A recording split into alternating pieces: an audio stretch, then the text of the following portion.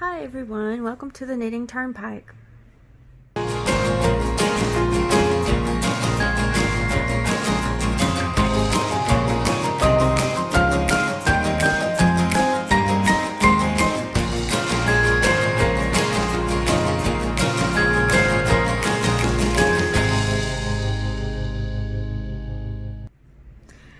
So today I wanted to do a quick video on weaving in ends as you go. I'm working on this project. You guys have seen it if you've watched my whack updates.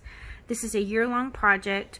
It's a shawl sponsored by Jimmy Beans Wools, and they send you a different shawl color every month. You can see the started with this, all these different colors. And the issue is when you do these little bitty balls of yarn, you get like, let me show you what it looks like here.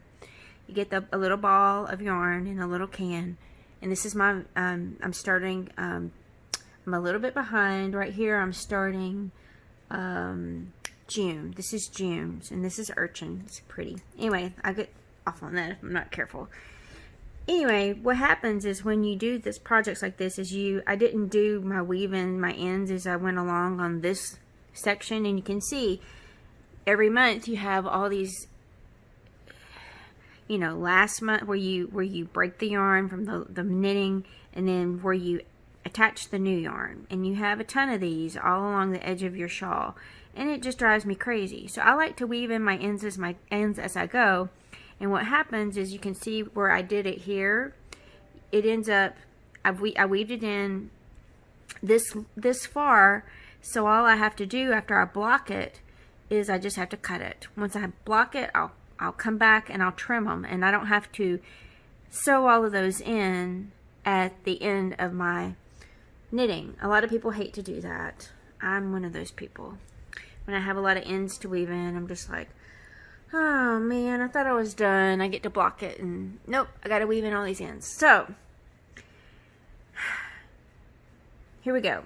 I've already started this, and I thought, you know what, I should film a quick video on this. You can see is I've already started the catching process as I'm knitting along. What you want to do is you want to take the yarn from where you cut it before, and then the edge of the I cannot talk, the end of your new yarn that you're attaching. Hold them together like this. So you have this over your left finger like this.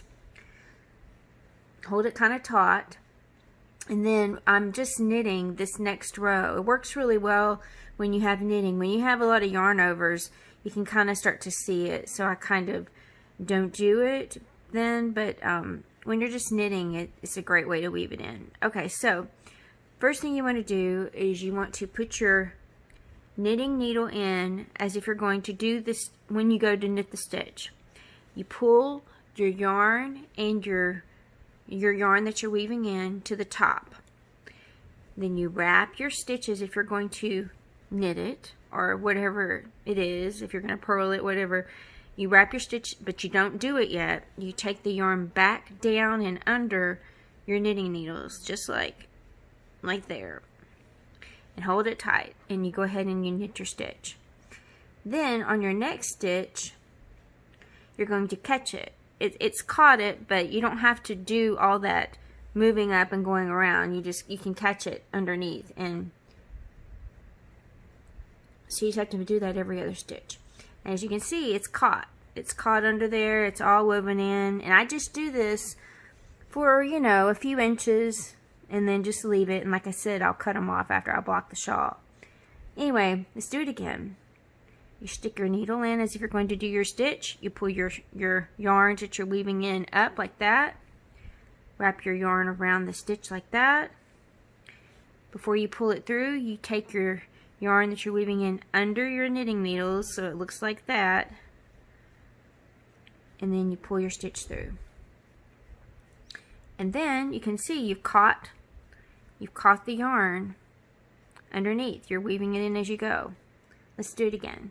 So you stick it in, pull it up to the top, wrap your stitch, pull it underneath. There you go. Start catching it as you go.